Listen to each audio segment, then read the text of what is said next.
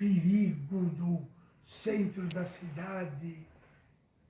Eu acho que não Então, tinha, né? não, tinha, mas é o seguinte, né? O que a gente tem observado, lembra que logo no começo eu falei que precisava discutir um pouco o contemporâneo, né?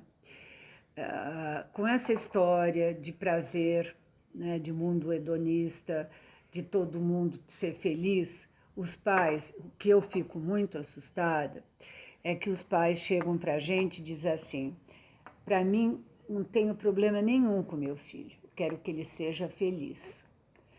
Bom, querer que uma pessoa seja feliz é alguma coisa de uma ordem que não tem tamanho. Então, os pais, não é? Eles não querem, eu acho que isto vai novamente, Cristiano, na questão da função paterna. Não é? Não existe outra maneira. O ser humano não cresce se ele não sofre, se ele não é exposto a frustrações. Eu uso uma metáfora não muito elegante, mas eu digo que quando a gente quer ensinar um cavalo a pular mais alto e mais alto, a gente vai mudando o limite, não é? A régua. E como dói muito para ele a batida naquela régua, ele presta atenção e pula mais alto. Com o filho, a gente faz o contrário. A gente tira os obstáculos para ele não sofrer. Então, é aí que a coisa fica muito complicada. A vida, o cotidiano é muito difícil, não é? Então, o filho, ele fica, não é? Fica todo um cuidado, eu uso uma expressão, fica um acolchoamento em torno da criança, que ela não pode ser exposta a nada, porque ela precisa sair bem. Mas aí não vai ter desafio, não vai ter frustração, não vai ter crescimento, não é? Acho que a pergunta era essa, não é? E depois, mais uma coisa que eu lembrei, por exemplo, eu vejo pais na atualidade fazendo um esforço enorme para manter férias para os filhos, experiências maravilhosas. Bom, eu não tive férias todo junho e janeiro, todo ano, e não foi por isso que eu fiquei traumatizada, né? A minha professora de francês dizia que era culpa da psicologia, ela dizia da psicologia, que tinha ensinado que não pode frustrar a criança, não o aluno. Eu estava pensando nos pais. A frustração faz parte da educação, né? A educação é um processo que envolve frustrações. Não é para ser uma coisa maléfica nem nada, mas renúncias e passar por frustrações, não é? É isso. Voltando, né, no assunto que a gente conversava, entre um pedaço do vídeo e outro, você acha então que tem uma idealização, né, sobre a criança, dos adultos? Não é uma idealização, a palavra não é essa, né? A gente tem até uma frase que é Sua Majestade o bebê, não é? Por exemplo, uma criança começa a fazer uma bagunça, todo adulto para admirar. Tem um certo júbilo de ver que uma criança faz bagunça, que ela é viva, não é? Não é bem assim, quer dizer, claro, ela tem que ter a expressão dela, mas tem a hora, não é?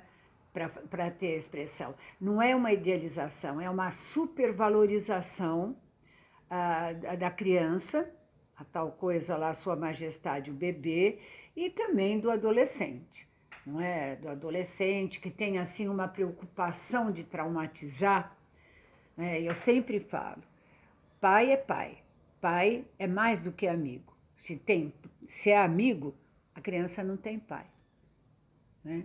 É claro que é mais do que amigo, né? Porque é aquele que é outra categoria. Sempre me incomodou essa história de chamar de brother, de caro, me incomoda isso porque tem uma certa hierarquia, é aquilo novamente das duas abordagens mais pessimistas e mais otimistas, né? A pessimista acha que isso, com essa história de que vai acabar, vamos dizer, vai ter um apagamento, uma evaporação do pai, Não precisa ter uma evaporação do pai. O pai no sentido, se a gente pensar, seja ocupando a função de pai um homem ou uma mulher, porque estamos trabalhando com outros referenciais hoje, mas que não é uma evaporação geral. Vai ter que ter um pai, alguém que delimite.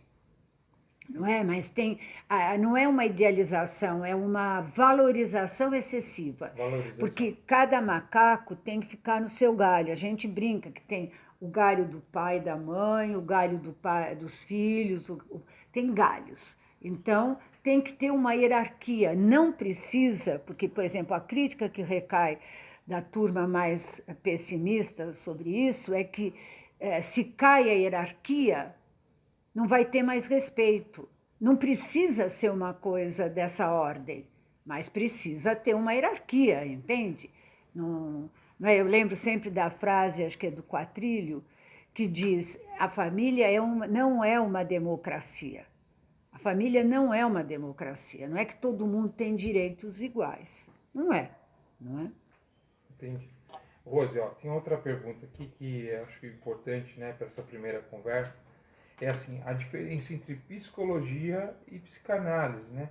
Muita gente, né, vejo muita gente de escola, professores ou alunos, né, gente que quer fazer psicologia ou que quer, né, entender direito essa diferença. A psicologia é um curso que você faz de 5 anos, não é? O curso é 5 anos e a psicologia, eu vou usar uma metáfora.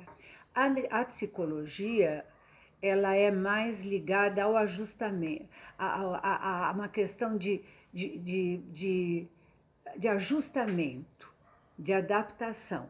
A gente costuma dizer que a psicanálise, ela vai no contrapelo. Sabe o veludo, quando você passa a mão, que ele faz um movimento diferente? A psicanálise, ela não caminha numa questão de ajustamento, numa questão de adaptação do sujeito. Ela é um trabalho que você estuda depois muito para que a pessoa encontre e reformule a sua própria história.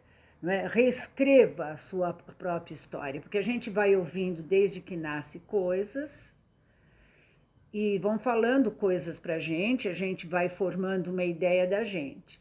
A análise é uma ótima oportunidade para a pessoa rever a sua história e reescrever a sua história. Legal.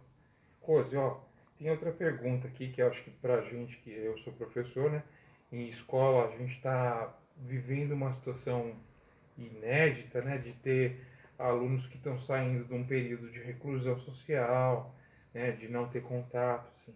Então, assim, você deve estar nas suas sessões de psicanálise vendo jovens ou pessoas adultas trazendo questões referentes a isso. Então, quais marcas que você acha que a pandemia vai deixar nos atuais jovens de hoje? Assim? Não só nos jovens, né, na sociedade como geral. Olha, Cristiano, o que eu posso te dizer é que nós não temos ainda uma ideia de todo o trauma que essa pandemia do coronavírus trouxe. Nós não temos uma ideia ainda, porque a gente teve uma dificuldade para se isolar, se acostumou. Agora está com dificuldade de voltar, não é? Então, nós não temos ainda a ideia de toda a consequência dessa pandemia. Nós não temos, do trauma. Eu uso a expressão trauma porque foi muito forte, não é?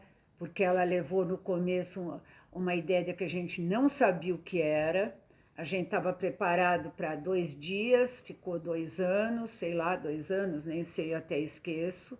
Não é? Eu acho que a falta do contato físico é horrível. Eu recebi um WhatsApp, até pedi para a pessoa me mandar. Parece que no Japão aumentou 40% a miopia das pessoas. Se a gente entender que a miopia é ver de perto, a pessoa só viu de perto e deu 40% de aumento de miopia. Quer dizer, isso é o resultado de você ver de perto a miopia, não é isso? Eu não sei, a gente poderia, eu não me aprofundei, eu tenho uma pequena noção do que isso significa, não é? Eu recebi esse WhatsApp, essa mensagem, fiquei assustada. Mudou muita coisa, nós vamos ver ainda. Eu chamaria que ainda está para se formar na cabeça, né? Eu vejo, o que eu vejo? Eu vejo as crianças mais agitadas, pelo menos escuto isso, mais agitadas, os professores também irritadiços, quer dizer, essa volta está muito conturbada. Eu não saberia, Cristiano, talvez daqui 6 meses ou um ano a gente pudesse voltar nessa questão, não é? Porque mexeu muito com alguma coisa que é fundamental para o ser humano, que é o desamparo. Nós nos sentimos totalmente desamparados. E a questão da morte, que é o fantasma fundamental do ser humano. A gente tem visto várias escolas eu tenho vários amigos em escolas diferentes, né, sobre o aluno querer uma simplificação da avaliação, porque a gente, durante a pandemia, precisou fazer isso, por causa da educação à distância, e o aluno querer manter isso agora. Né? O que você acha sobre Então, isso? pois é, né? Se a mesma história do final do mundo, que não é o final do mundo inteiro, é de um mundo diferente. Você acha que as coisas, que falava-se no novo normal, né? Essa palavra é muito Sim, ambígua, agora, né? O novo normal. Agora, os alunos, eles estão muito defasados, né? Outro dia eu estava discutindo com uma pessoa, por exemplo, agora tem cotas da escola particular e cotas para a escola pública. Não é para Enem, não sei se é para Enem, é para vestibular. A escola pública, ela teve uma decadência enorme, né? Porque os professores ficavam doentes, os funcionários, a escola particular também, mas escola particular com mais recursos. Né? Eu não sei, Cristiano, eu acho que os alunos... É uma reivindicação, sabe? Num primeiro momento, quando você me perguntou, sabe, me deu uma vontade de dizer para facilitar, não é? Me deu uma vontade, sabe, Cristiane, de dizer para facilitar, porque é que aquele problema, não é? Se não cobrasse tanto do professor, o professor até poderia facilitar, mas eu não sei. Eu realmente acho que isso é um problema, porque nós não estamos numa situação normal, teve uma defasagem, eles não acompanharam as aulas. Não adianta, eles ligavam a câmera, eu tive essa experiência em nível superior, você não via o rosto das pessoas. Eu estou assistindo aula na pós-graduação da USP e o pessoal não abre a câmera. Não abre a câmera. Alunos de nível universitário. Então, quer dizer, é uma coisa, eu me lembro de um caso logo no começo, que apareceu uma outra criança e a professora falou, mas onde está a Helena? Eu falei, a minha irmã foi no banheiro, eu vou começar a assistir a aula por ela. Quer dizer, são situações que eu acho que a gente está, vamos dizer, a educação vai sofrer um grande baque. E a escola tem que acompanhar isso, ela tem que ajudar o aluno, entende? Não sei, Cristiano, eu vou até pensar nessa pergunta. Entendi. Ó, assim, não está dentro das perguntas que eu tinha feito antes, mas assim, um aluno, acho que foi na sexta-feira, ele me questionou sobre o sentido da escola. Ele falou, a escola é chata, eu tô preso aqui 6 horas. Por quê? E aí me leva, né, a pergunta real aqui, né? Porque a sociedade muda, né? Desde que a escola foi inventada, essa escola que forma gente para o mercado de trabalho, tudo muda muito rápido, mas a escola não muda muito rápido. Parcialmente eu tenho uma resposta sobre isso, né? Porque se você mudar muito rápido, você está usando os alunos como cobaias, né, de um novo processo de educação. Agora, assim, o que a psicanálise vê sobre essa mudança muito lenta do que a escola é?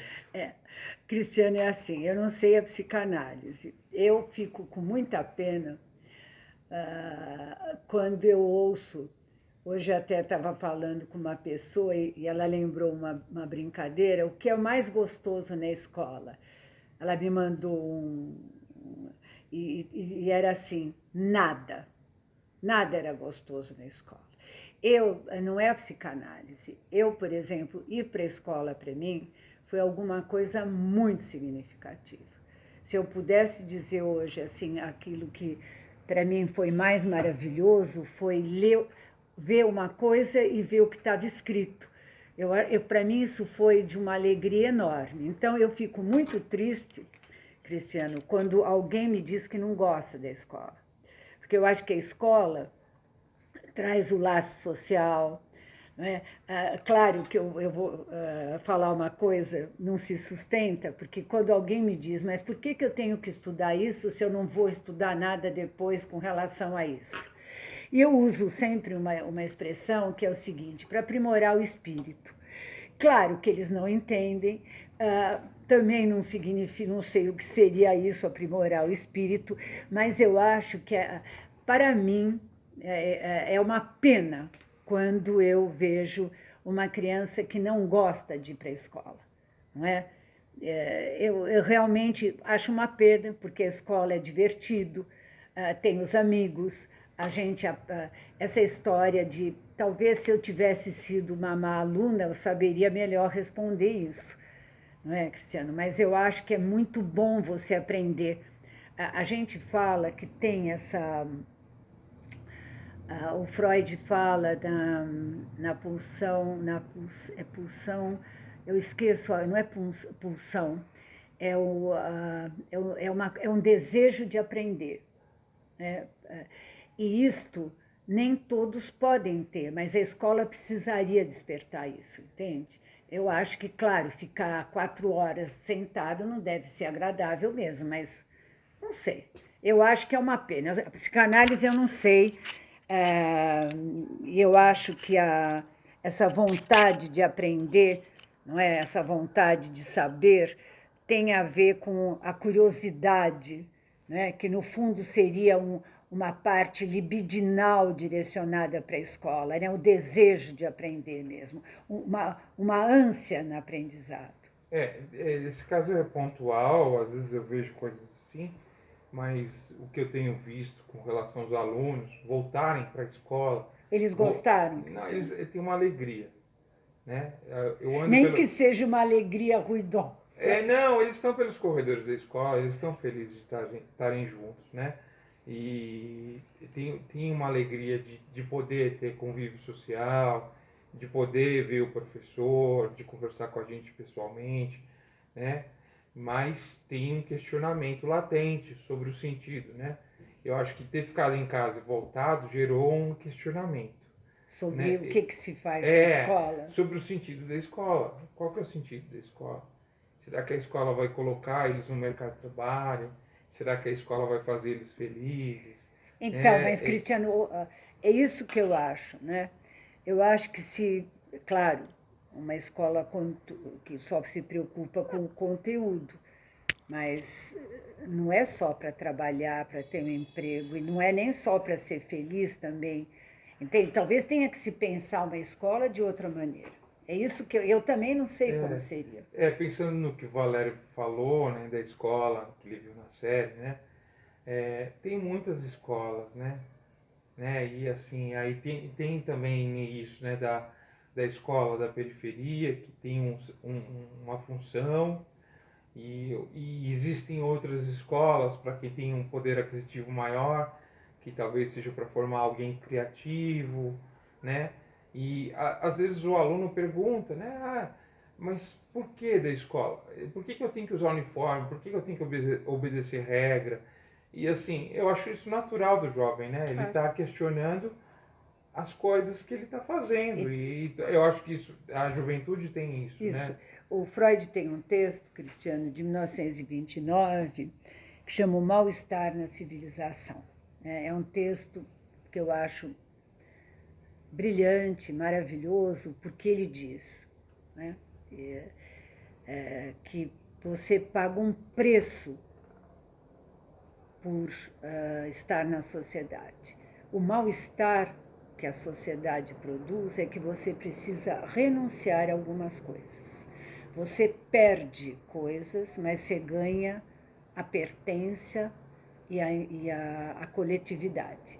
Então, você pode querer não fazer parte, mas você precisa renunciar coisas para ganhar outras.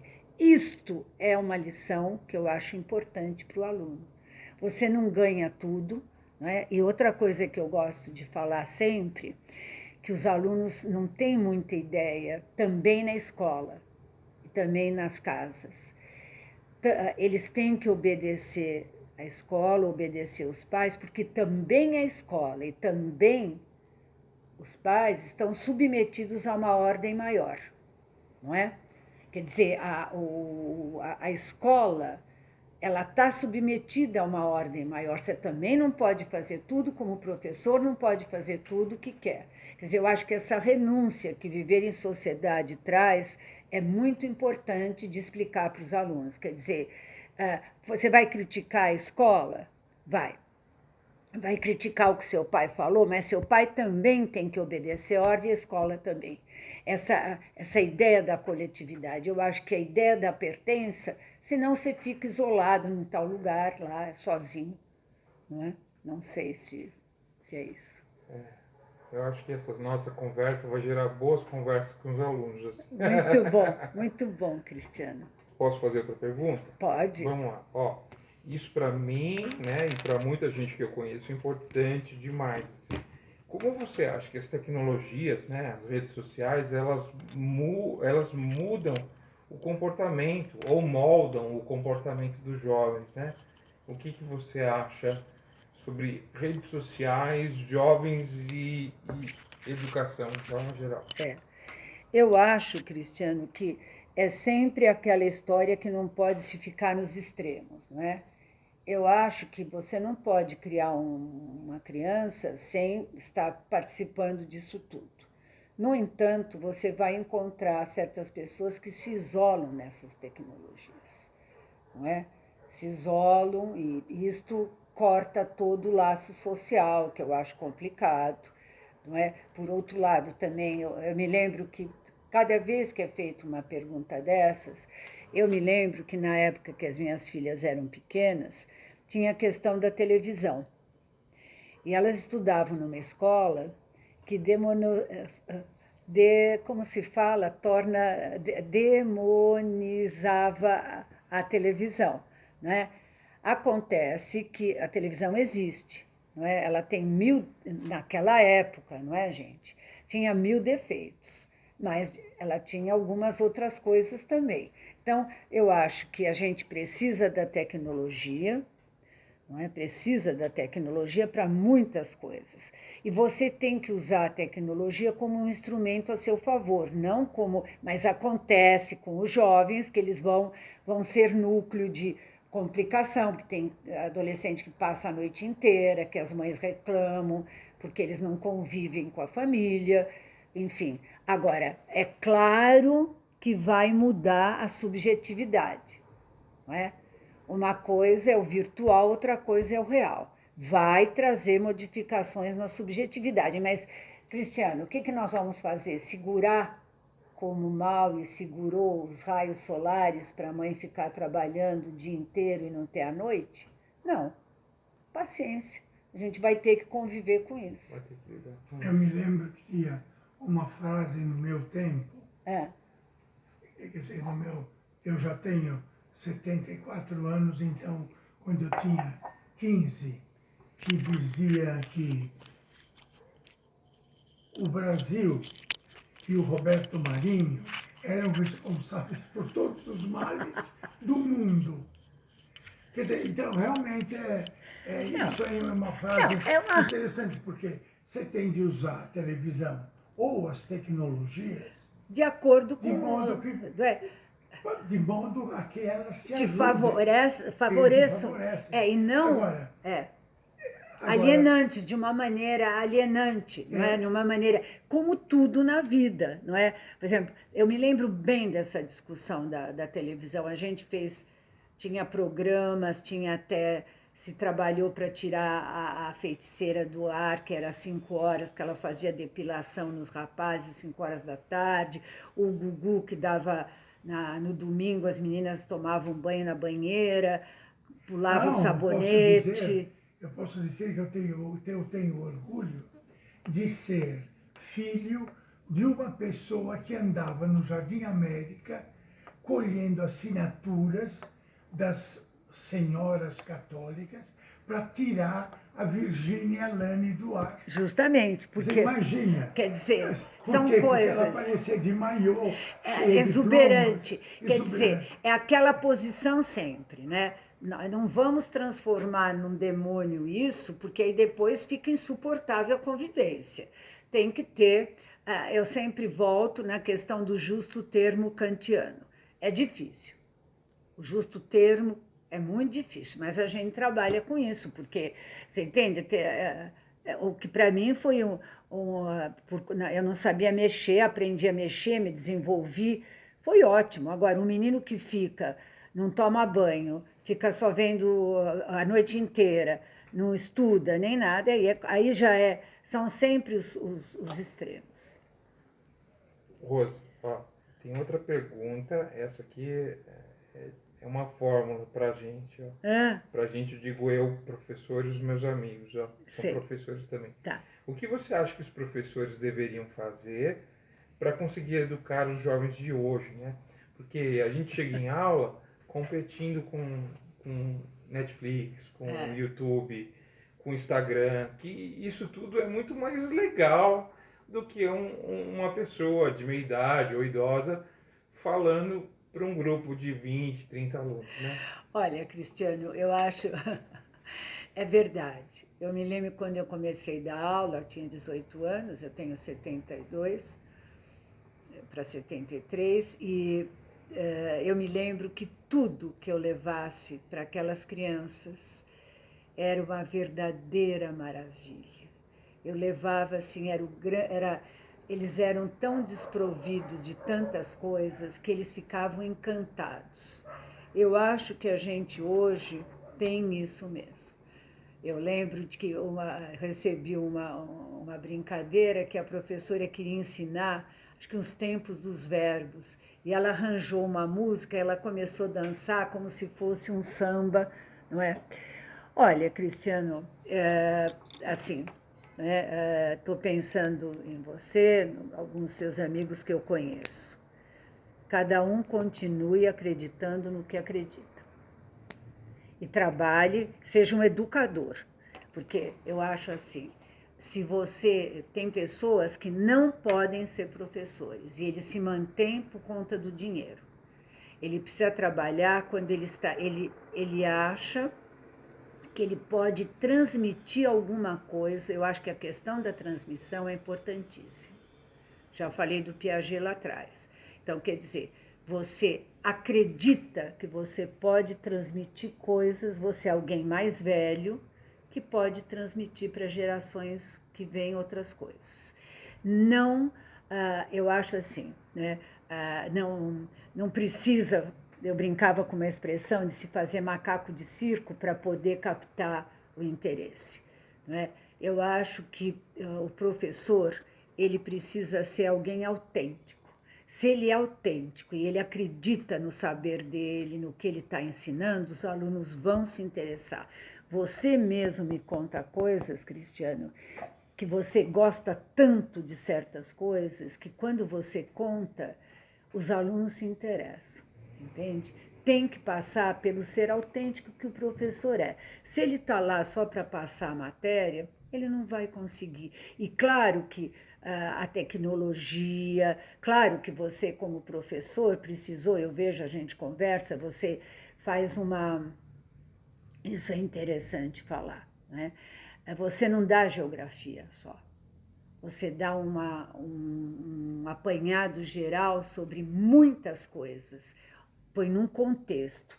quando o aluno percebe que o professor é honesto no que está fazendo, ele presta atenção. Então, é alguma coisa que eu vou... É claro que nesse livro que eu lia, dizia que todos os professores precisariam fazer análise, né? Mas como nem sempre dá para fazer, porque tem professor que, estando na posição de professor, ele esquece que ele foi um aluno com dificuldade, ele esquece que ele foi um aluno que não aprendia e ele faz o aluno sofrer, não é? Ele esquece como ele foi. Então, eu acho que é a verdade do sujeito, do professor, Cristiano. Ele ser autêntico, ele gostar do que ele faz, claro que ele precisa ganhar o dinheiro, ninguém aqui está pensando que não precisa do orçamento, mas que seja verdadeiro, que ele entenda e ponha a matéria dele num contexto geral, né? Aí o aluno não tem como não ficar encantado. Tá bom? Tá bom, eu adorei a resposta, fez sentido para muitas coisas que eu faço. Eu sei que faz, porque a gente conversa bastante. Ó, Eu agradeço. Tem uma muito. última pergunta, vamos ver se a gente consegue responder ela aqui, ó. Os jovens são o futuro da nação, né? O senso comum aqui chegando. Como você vê essa frase? Não sei, eu lembro assim, quando eu li o Bauman, você sabe que é aquele de relações líquidas e tudo, eu achava que ele era muito pessimista, porque essa história, assim, o pessimismo, lógico, tem que estar presente essa história. E eu lembro que eu fiz uma fantasia sobre o Bauman, né? Eu achei que ele não era casado, depois eu acabei lendo num livro das Ciências Sociais que ele era casado, muito bem casado, com 2 filhas, até não tão jovens. Ele morreu recentemente, mais velhinho, acho que ele teve um casamento tardio. E ele terminou uma palestra que ele deu na universidade, não sei se não foi aqui, mas foi transcrita num livro de Ciências Sociais da USP, que ele diz que a gente tem os jovens para produzir uma mudança. Eu não gosto desse futuro da nação, me dá um pouco de arrepio, parece uma coisa positivista que me incomoda um pouco. Mas eu acho que que a gente tem que acreditar, e eu acredito, porque eu fico maravilhada de ver, Cristiano, como eu vejo as minhas filhas, eu vejo as filhas das minhas amigas, como eles ultrapassaram a gente. Eu fico assim encantada de ver a abertura do jovem. Então, eu não diria que como é que é, aí vai ser um lema positivista, mas eu acredito na criatividade do jovem, na força de vida do jovem. Legal. Rose, muito obrigado eu que agradeço, conversa. Eu que agradeço. Eu acho que a gente vai fazer outras conversas, Vamos. né? Vamos pensar a partir dessa primeira. Vamos.